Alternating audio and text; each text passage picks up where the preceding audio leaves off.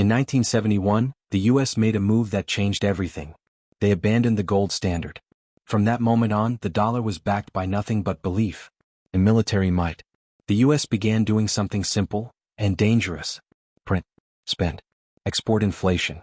They bought oil, technology, food, and power. Using dollars they created from nothing. And the world accepted it. Because they had no choice. The global economy is addicted to the dollar. But what happens when countries like China, Russia, India, and Brazil stop playing along? What happens when they create their own systems and refuse to accept inflated, worthless dollars? The answer is chilling. America's debt becomes unpayable. And the empire? Unsustainable. The American dream becomes a global nightmare. It was August 15, 1971, a quiet Sunday evening for most Americans. But behind closed doors, in the corridors of power, something was about to happen that would change the course of global history forever. That night, on national television, President Richard Nixon addressed the nation. His tone was calm, his expression composed, but his words would send shockwaves through the world economy. I have directed Secretary Connally to suspend temporarily the convertibility of the dollar into gold. What he really meant was this.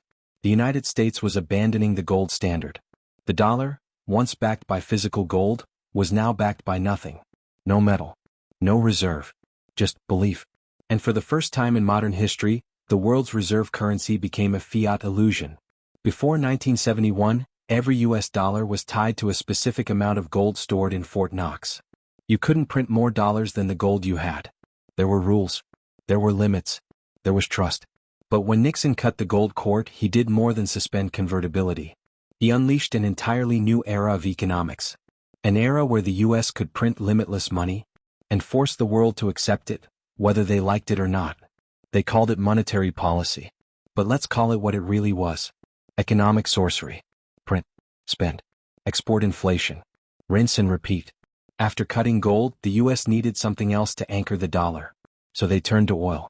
In a secret deal with Saudi Arabia in the 1970s, the US agreed to protect the kingdom militarily, in exchange for one thing. That all oil in the world would be sold only in US dollars. And just like that, the petrodollar was born. Now, if a country wanted oil, the lifeblood of the global economy, they first had to get dollars. And to get dollars, they had to trade with the US, buy American debt, or sell their goods under American terms. This was not just a financial system. It was a global power structure. Year after year, decade after decade, the United States printed dollars and exported them across the world. It was a brilliant illusion.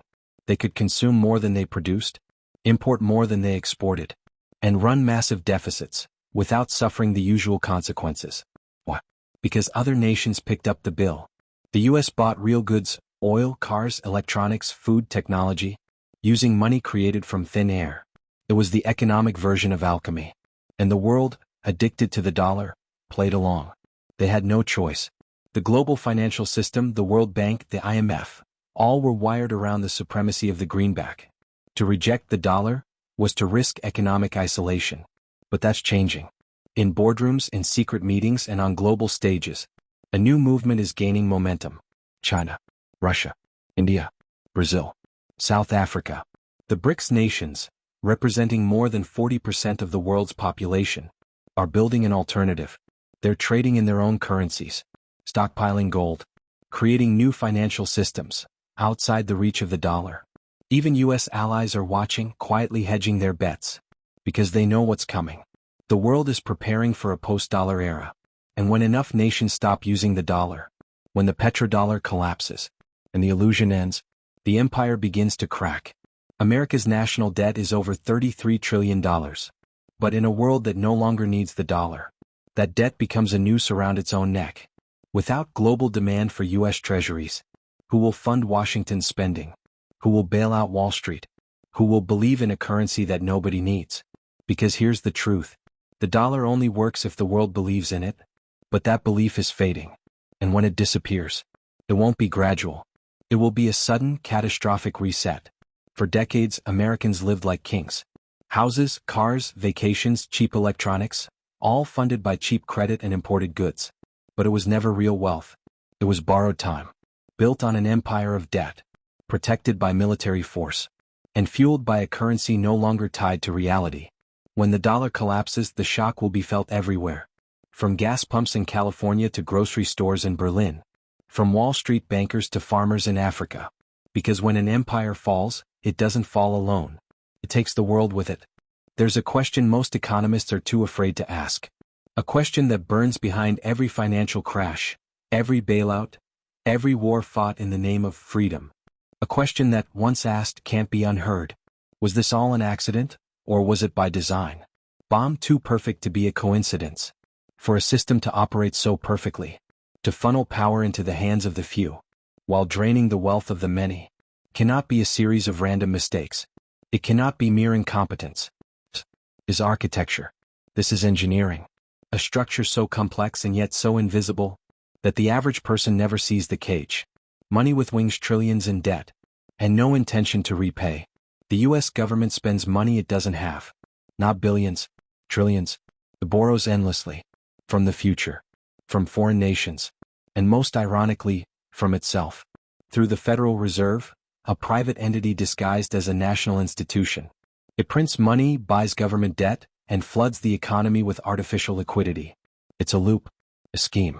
And it works until it doesn't. But here's the dark twist. They know it doesn't work. They know this debt can never be repaid. And they don't care.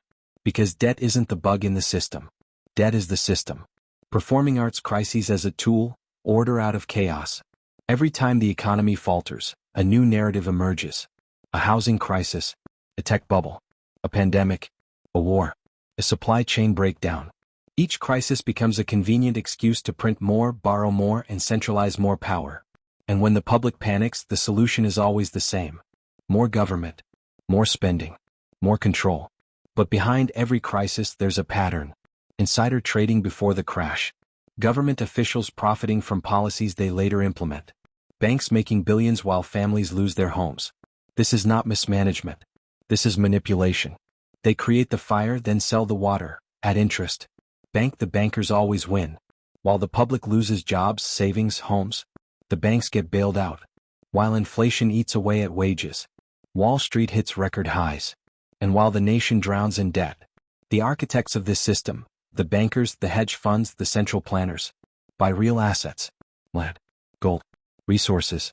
They get richer in every crisis. Because they don't play the game. They write the rules. Brain the psychology of control. But why doesn't anyone stop it?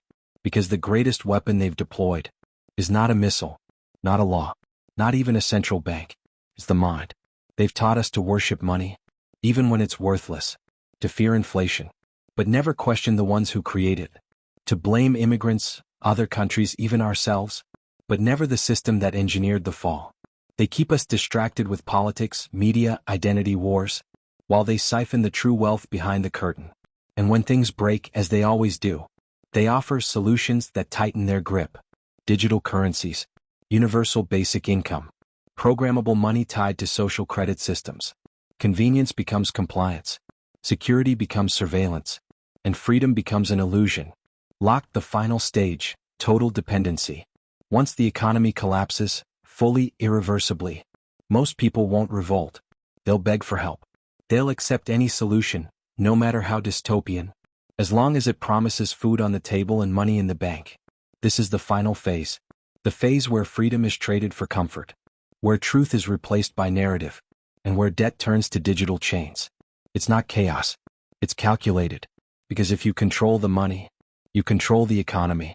If you control the economy, you control the people. And if you control the people, you rule the world. Chart decreasing, the collapse isn't coming. It's here. They won't announce it on the news. There won't be a warning. Because it's already happening, slowly, like boiling a frog. Your dollar buys less.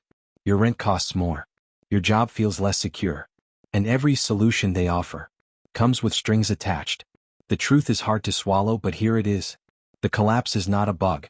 It's the business model. And unless people wake up, the next crisis won't be financial. It will be the end of freedom itself.